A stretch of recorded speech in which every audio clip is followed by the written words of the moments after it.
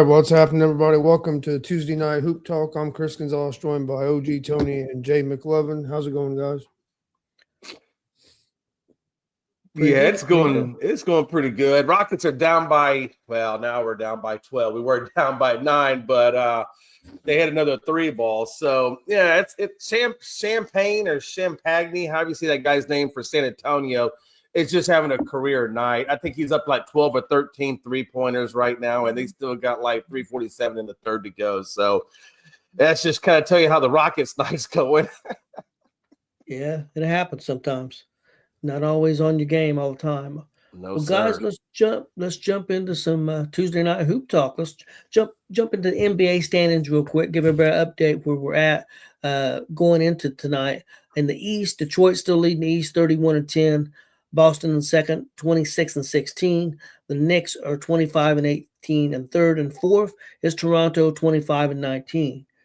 In the West, not a whole lot of changes there either. OKC 36-8 is first place. The Spurs are second, 30-13. Denver still hanging in there, even though with the injuries. Third, 29-14, and Minnesota is fourth with 27-16. So that was the standings coming into today.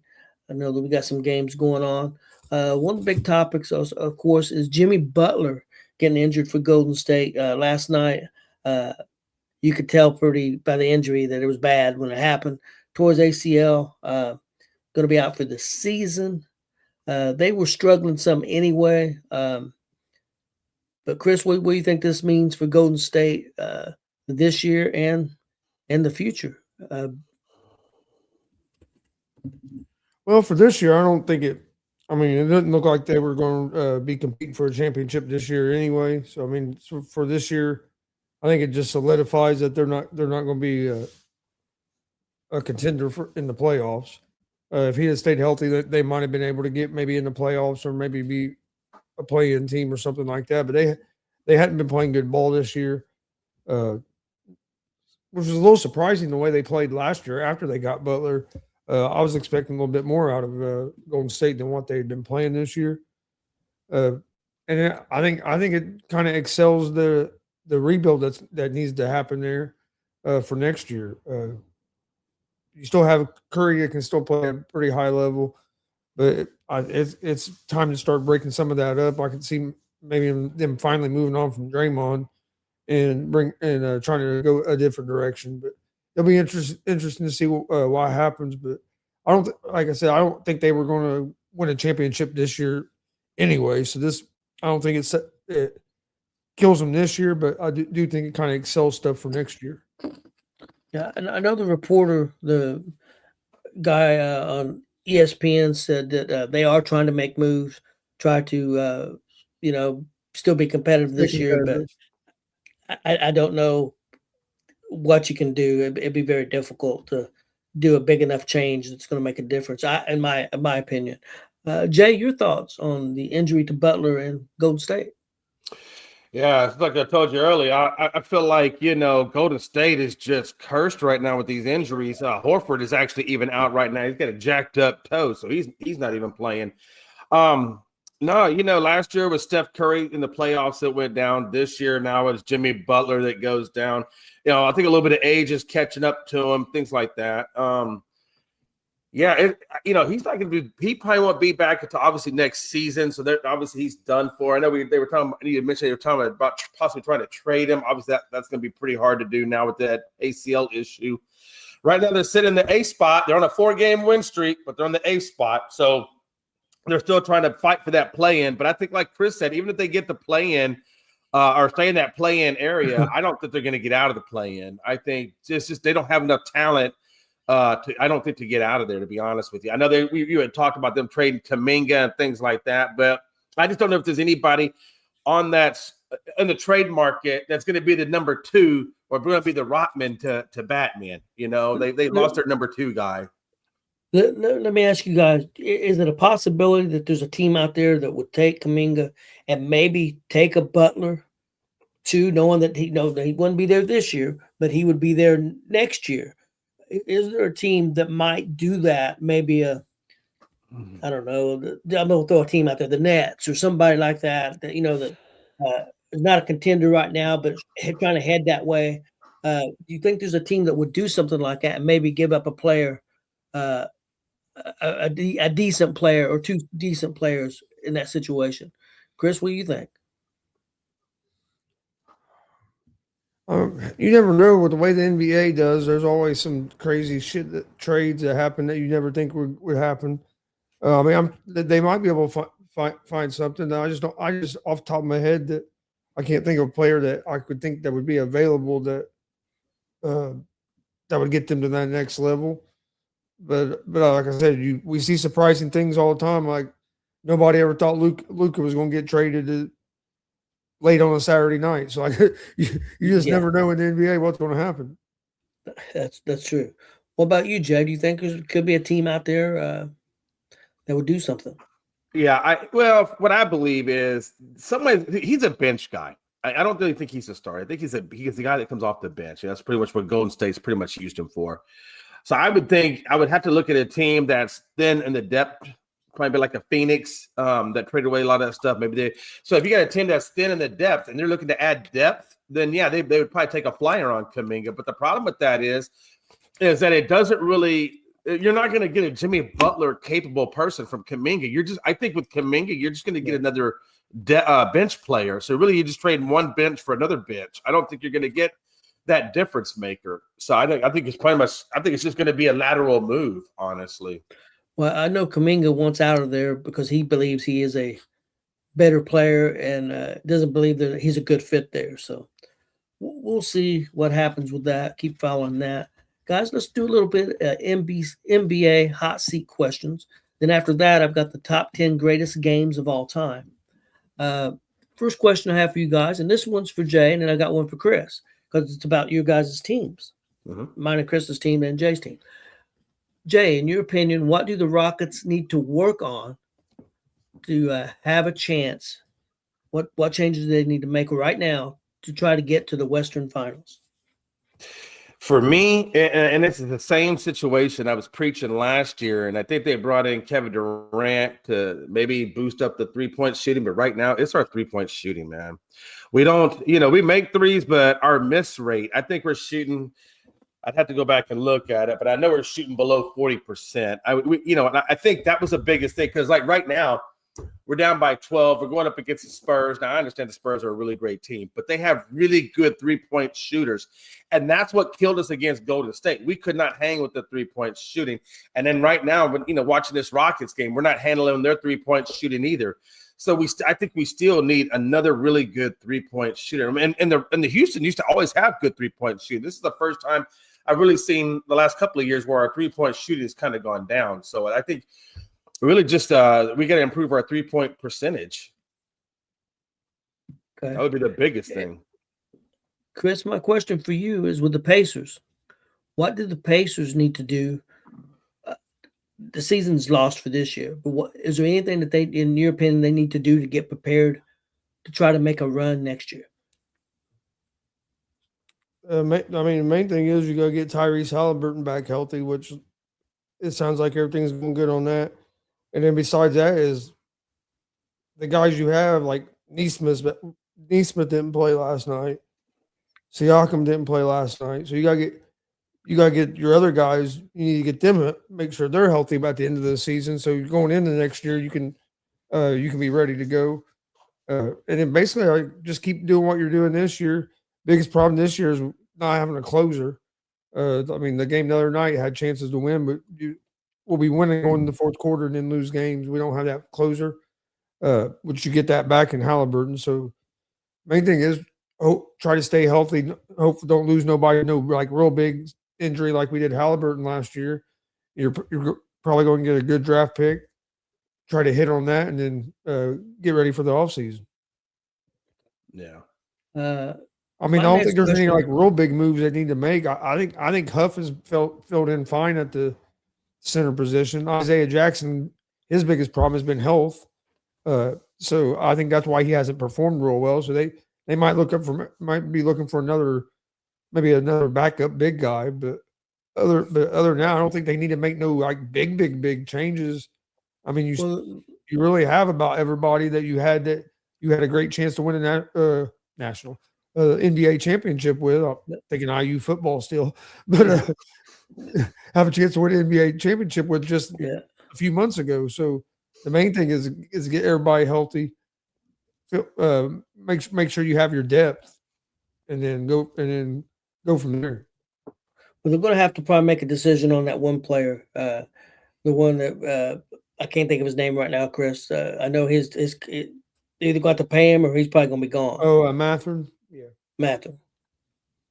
That'll be one decision. And when he's been on the court, he's played really well. But again, he's not been healthy. He's not been able to stay healthy this year. I mean, when he's playing, he's very good. But that's been his problem is most of his career. Yeah. That's going to be the problem. He's going to big contract. He stayed pretty healthy last year, but the year before last year, he missed the playoffs because he was hurt. Like he's had some injury issues. Yep. But like you said, he's a hell of a player when he's on the court. That's true. My next question, guys, is: do you have any concerns with OKC with Jalen Williams being out? He's got a strained calf. He's going to be out at least 2 weeks. He already missed a month earlier in the season. So he's having trouble staying healthy. He was an all-star last year. Do you have any concerns? Do you think that if he doesn't get completely healthy, or do you think that as long as he's healthy by the playoffs and ready to play for the playoffs, they're fine? Chris, what do you think? Yeah, I'm not concerned yet. I mean, they're a good enough team, and they're in a position in the standings as well where him being out 2 or 3 weeks shouldn't be that big a deal. To me, as long as they're healthy going into the playoffs, they're going to have a chance to repeat. They're going to be tough to beat for anybody to beat. Not saying they can't be beat. There's a few teams out there that can beat them. I mean, they were close to being beat last year in the finals. So they're not unbeatable, but I do think they have enough depth that they can get through Williams being out 2 to 3 weeks. Their main thing is to try to get him healthy. I wouldn't rush him back. Like you said, he's already missed some time this year. So if it takes longer than 2 weeks, if he needs a month, give him a month. It's more important for him to be ready for the playoffs than it is to have him right now. Especially with a calf, you don't want to rush it, or it can go bad. That's for sure. Jay, what do you think about Williams? Yeah, man. So I'm looking at the depth chart. So he's got a hamstring issue. That's at least a month, maybe 2, depending just on how well rehab goes to get it back. I know Curry's a little older guy, so it's going to take him a little bit longer than most people. So that's why I say probably a month to 2 months, I think is what he's going to miss. And I don't think you need to rush it. That's the damn problem. I think we're rushing, and all we're doing is killing ourselves in the playoffs. And, you could lose him for a lot longer time if he really jacks up that hamstring, much more than it is now. So if I'm OKC, like Chris said, right now you're at the top. You've only lost 8 games. You got Hartenstein out with that issue. I think he's day-to-day right now. And then you also got Caruso that's out with a calf. He has a calf issue. And then you got the other guy who's day-to-day. I can't remember his name offhand. But I guess what I'm getting at is OKC has definitely got some injuries on that team. And I think right now, if I was them, I would definitely rest some of my starters and start plugging in some of these bench guys and letting them take some minutes and really try to get my team back healthy, And yeah, you may take a dip in the standings, but you know what? Once you get them dudes back, you know what you have in this team. So it really doesn't matter because you're going to battle it out no matter what. But I think you got to get healthy there. Yeah. My next question, guys.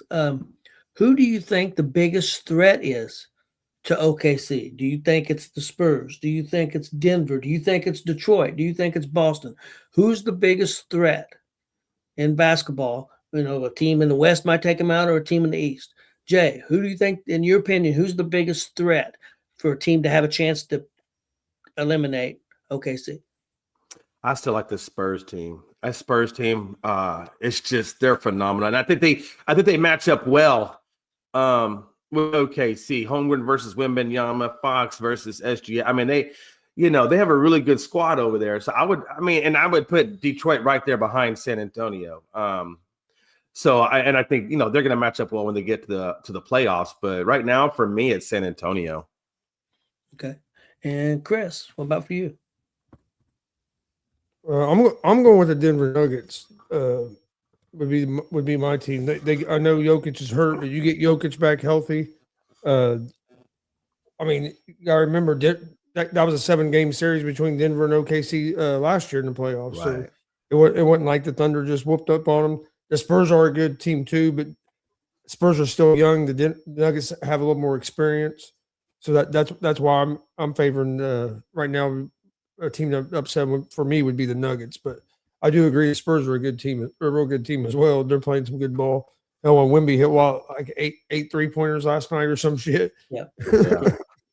Yeah. And like I said, that think Champagne guy's got 12 or 13 3-pointers, and we just started the fourth quarter. I mean, the guy's phenomenal in that 3-point range, and that's the thing about the Spurs is they have some really good 3-point shooting on that squad.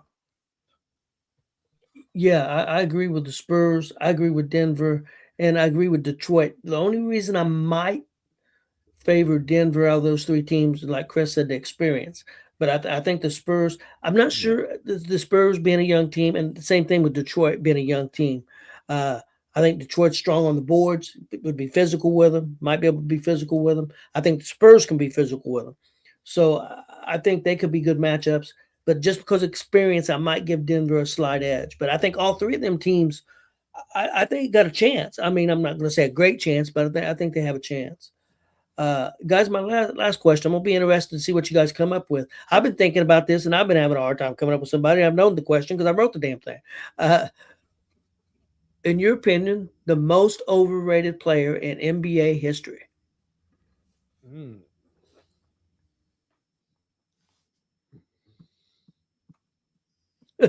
Damn. I've been thinking it's hard, and the name that first came to mind to me, and people will kill me if I say it. The first name to come to mind to me was LeBron, but I know I shouldn't say that because he's not. You know, I know if somebody's on here listening that we know, he's going to go berserk. But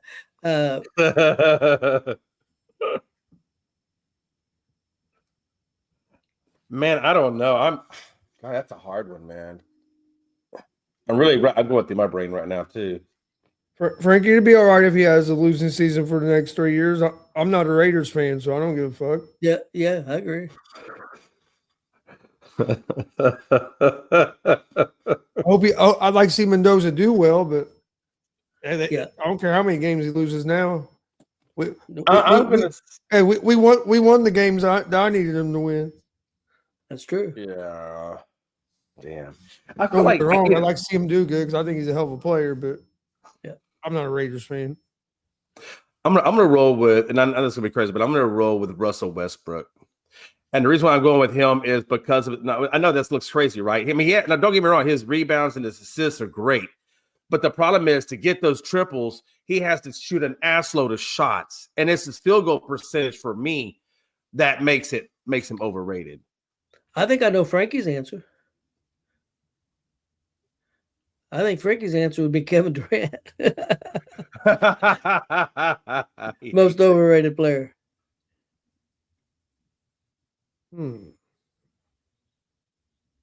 That's a tough one. I don't know. I'm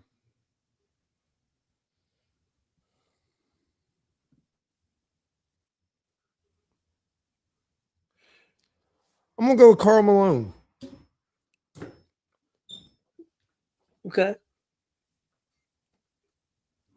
Everybody would always talk about how great Karl Malone was, but really, what Karl Malone ever accomplished? He never led to winning. He was a good player, but he wasn't like a lot of people want to talk about him like as he was a great player. I think he was more of just a good player. I think he could be one. Yeah. And one for me, which I know wouldn't be probably most overrated all time, but one for me is Trae Young. I've always felt like Trae Young is overrated. I think that's a good one. I kind of like that. I mean, that's why he's bouncing around right now because I think they realize. I tell you what, I don't know if I'd say he's the most of all time, but Trae Young to me has always been overrated. Only because of the health issues that he's had and the overweightness. I'm going with Zion. Yeah, because I think Zion, when he's on the court, he's a great shooter. But how many games has he missed? You know, That's hey, a you good one. might hate it, but we love it. That's a good one. I think Zion is I think that's a perfect one. Yeah. Yeah. He had so much. Remember when he was in high school? I remember the headlines. This is going to be the next greatest thing to ever hit the NBA. This dude could jump. LeBron. Yeah, man. It's like, God. And then he goes to New Orleans and just. What about the I can't remember their names. There's a couple of them. What about Ball? Yeah, Lonzo Ball. A lot of hype on him, and he's not had a great career. But when he's been healthy, he's played pretty good. More the reason, and I'm not a big ball, I was never the biggest Ball fan, but more the reason that he didn't have, I think, more success had been because of that knee injury. Because when he's been healthy and been on the court, he put up pretty good numbers when he could play. His problem is being available. And I know not most overrated. No, I agree. He did have a lot of hype coming in. I would say the most overrated shoe is the ball, that ball tennis shoe that they tried to sell for like almost $500. Yeah. Do you guys think an overrated damn shoe? I know. What about Christian Laettner? He came in with a lot of fanfare, also. Yeah. Yeah. But I think Zion's worse. What's that other dude, man? But you got health issues there. This guy's not the most overrated. I'm just asking you guys, do you think this guy is overrated? But he also played in the shadow of Jordan. Do you think Pippen's a little overrated? Or do you think he's really that good? No, I think he was really that good. He was never better than Jordan, but he was good. You can't have that. Like, how many defensive player of the years that guy was on? I mean, like every year, defensive player of the year, every damn year. It seemed like, you know. I mean, there's no titles without Pippen. Let's jump into our list, our top 10 list. Greatest games of all time. Like I told you guys off air, there are a couple from the 70s. Looks like there's 2 from the 80s. And that's the only hints I'm going to give you right now. I'm going to let Jay go first. Only because I've been talking about this forever and a day, it seems like. That flu game from MJ, when he scored 38 points and he had the flu, and he's on the sidelines getting IVs and stuff just to keep him going. I mean, how much more? And they won. I mean, how much more do you want from a guy, you know? Okay. So I'm going to go with that one. Since this is a hard list, if you get one, I'm going to tell you that is number 7 on the list. That's from 1997, Game 5. Bulls defeated the Jazz 90-88. Jordan's flu game, he scored 38 points. Yeah. That's number 7. I remember watching that game. Okay, Chris, what about you? I'm going to go to the game. I can't remember who it was against, but Kobe scored like 85 points. Okay. Yeah, it was 81. I remember that game 81. too. I know he scored 80 yeah. Yeah, that was a hell of a game.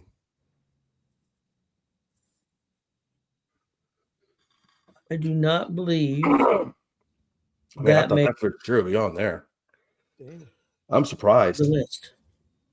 That really shocks me a little bit. That was a hell of a game. It did not. Okay. Hey, that was a good one, though, Chris. Seriously, I'm surprised it's not on that list. Okay, I'm gonna give you guys number 10 then. I think this is a tough list. 2019 Eastern Conference semifinal Game 7. Toronto defeated Philadelphia 92-90. Kawhi hits the first Game 7 buzzer beater in history, bouncing 4 times on the rim. I remember that. I do too. Jay? Only because I saw this and I was there in person, and it still resonates in my brain like a nightmare because it was so crazy. I'm gonna go, and it's another Jordan one, but I remember this. It was Game 6, Jordan. It's the last. Evo, I think it was Greg Elo, and he knocks that ball in, and it was a buzzer beater, and it secured the championship for him. Who's it against? Utah Jazz. That was during the Jazz matchups that they had. I think it was like 2 or 3 years after that. No, there's a Jordan one on here with, I think, against them. That's got to be on there. 97's on there. Let me check. Man, that's not on there. That's crazy. Because, wow, that'd be crazy if it wasn't on there.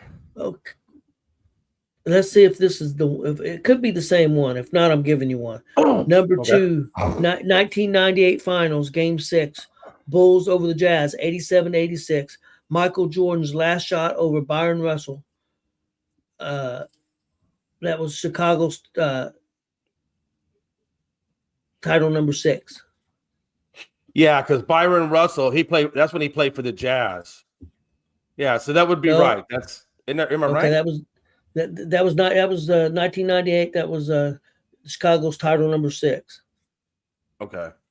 So I don't know if that's the same one or not, but I'm giving it to you. Okay. Chris?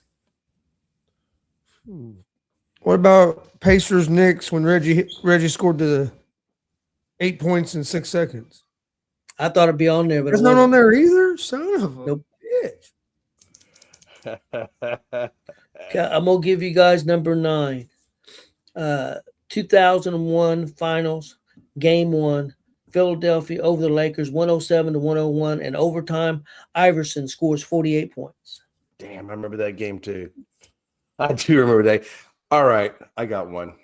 What about the 100-point game by Will? That's not on there. I quit. It's not on there. Damn, you son of a bitch. Well, when I say that, I better double check. I mean, that's never going to get topped. That's got to get on there. No, that's not on there. Yeah, okay. Need to find out who's making this damn list. Okay, I'm gonna give you guys another one because I don't want to be here till tomorrow. Number 8, because it's a tough list. I knew it was a tough list. Number 8, 1997 Finals, Game 4, Lakers over Boston, 107-106. Magic hit a skyhook over McHale and Parrish to beat Boston. 1987. Okay. Yeah. All right. I think it's Chris's turn, right? Or is it mine? Yeah. I can't remember. Yeah, it's Chris's turn because I said Wilt Chamberlain, so yeah.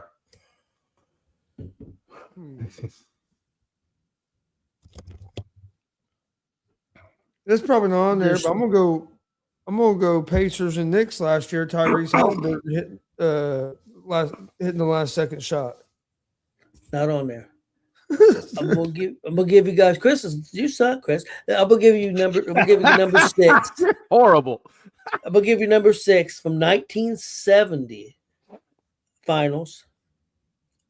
Game 7, the Knicks defeated the Lakers 113-99 when Willis Reed returned to injury, and it was the Knicks' first title.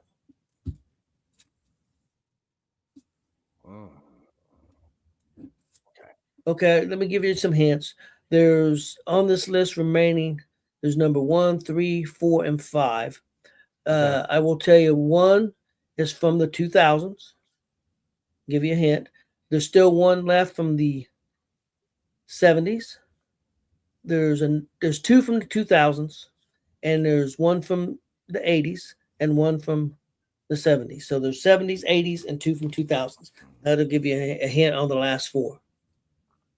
Okay. I don't even know whose turn it is. Whose turn is it? That's mine because Chris did the last one. Yeah, he sucks. And the funny is you didn't say the 90s, because if you would have said the 90s, I was going to go with I was going to say Reggie Miller's 25-point quarter over the Knicks. Yeah, but since the 90s isn't on there, that's going to roll that out. So damn. What about the 05 Spurs and Pistons? No. That was a really good defensive game too. Shit, between the powerhouses at the time. Damn, I'm surprised it went on there. Chris, I'm gonna give you a guess. Game 7. If you don't get, I'm gonna go.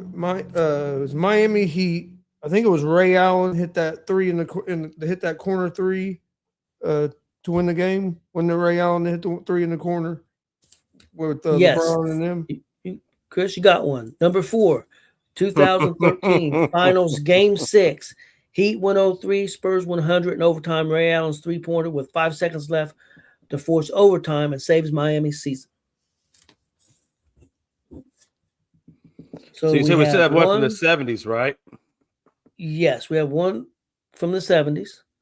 We have one from the 80s, one from 2000s, and one from the 70s. All right. And I'll give you this. I will tell you this. It's between 2010 and 2020. That's a hint. Well, then I remember when was it the Cavs in 16 versus the Warriors when they came that 3-1 comeback? Jay got number 1.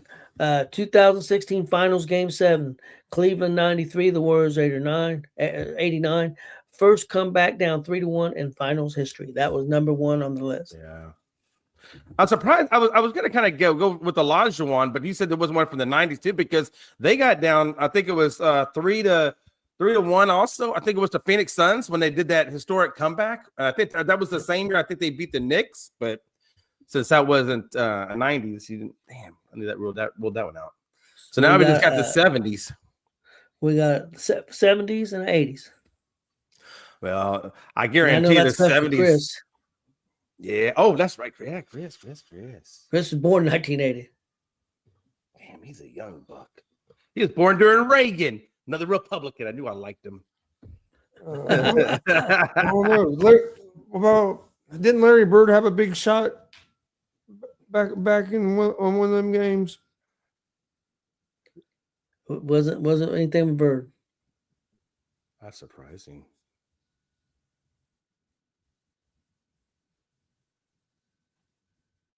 Jay, I'll give you another guess, and then I'll give. I don't need it. I don't need it. If it's not on there, then it's got to be on there. It's got to be, and I think it was. I know it was because in the 80s was a Showtime generation, so I know it's got to be a Lakers team, and I know Magic played during that period. So it's got to be something with the Magic, and I do know. I don't remember the exact year. I want to say it was 1980, and it was Lakers, Sixers, and that's the year that Magic played all 5 positions because me and my dad watched that game together. And I said, Dad, I think he's playing all the positions. Like, yeah, he did. And I'm like, damn. Number 5, 1980 Finals Game 6. Lakers 123, Philadelphia 107. Rookie Magic Johnson starts at center, scored 42 points, 15 rebounds, and 7 assists. I remember that game. I watched that game. Yeah, me and Dad watched that one. There's one left. I will give you a hint. It's in the 70s, and I will tell you it's in between 1970 and 1978, in between that period. I'm not going to know this one because, I mean, even though I was born in 72, I know I was too young to really watch it or remember any of that. The only thing I could think of in my life is that it had to have been during the Celtics, right? Because I know the Celtics were big in the 70s. And then into the 80s, but I couldn't tell you who they were playing or even if it was really them. I'm just guessing on that one. And I know Chris, well, he was born in 1980. He might remember that. Chris, you got a guess for the 70s? No. Okay, I'm going to give it to you guys. Number 3, 1976, Finals, Game 5, Boston, 128, the Suns 123, and 3 overtimes. Yeah, triple overtime. Damn, I wish I could. That would have been a hell of a good game. I can't believe I didn't say that. I remember watching that live. I agree. I thought there should have been some with Larry Bird on there. Oh, that is a sperm sale, but I don't know. And this list came from AI. Oh, did it really? Wow. Yes. Yeah, I wouldn't have got that set. I mean, I was born in the 70s. I really didn't start watching sports until probably 78, 79. But even then, I don't. And that was with my dad. But I wouldn't have remembered that game. I just knew the set. I just remember my dad saying how big the Celtics were in the 70s, and that's why I kind of figured it had to be them, one of them teams. But all right, and that was also probably during the was that part of the 11 rings that Russell got. I don't know how Russell was playing. He wasn't playing in 78. When did Russell retire? Well, this was 76. I don't 76. I don't think he was playing, but I'm not sure. I don't want to say for sure because I don't. Yeah. Okay. Well, that's what's up, man. Rockets, I don't know where we are. Last time I looked at that game, we were only down by 1 point. I don't know if we came back and won it or not. I know they made it a game. You guys got anything before we get out of here? No. Other than check us out tomorrow night on OG Tony's Hot Takes, baby. Yeah, on the hot seat. Got 10 for you tomorrow. Got some different ones and sports and all kinds of things. So join us for that. And of course, on Thursday we got the Thursday night blitz. Will be. I've got the top 10 greatest NFL plays of all time. We'll do a quick breakdown on the championship games for the NFL playoffs, and we'll also talk about all these coaching changes. People starting to get hired, offensive coordinators, defensive coordinators, head coaches. So we'll talk about that too.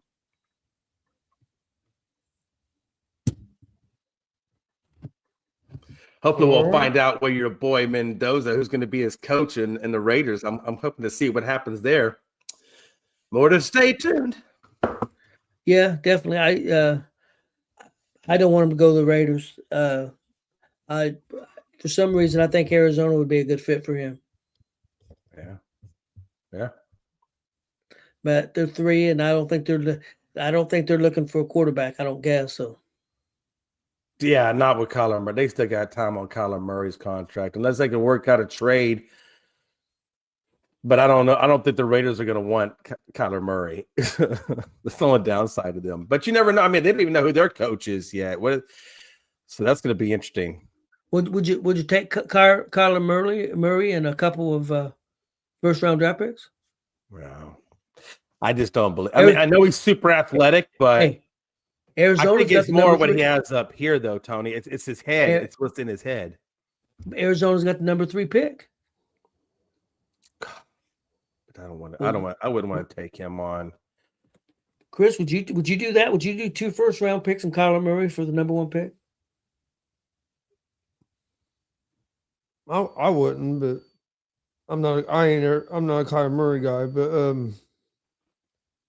I mean, you never know. I mean, if whoever the Raiders coach is likes Murray, I mean, they might could think about it, especially with one of those picks being the 3rd pick. But it'd be whoever they bring their coach in would have to really like Kyler Murray for him to do something like that. Yeah, I 100% agree with that. I think if the Raiders go out in free agency and fix their offensive line, that's the main thing. If they can do that, that's their main thing.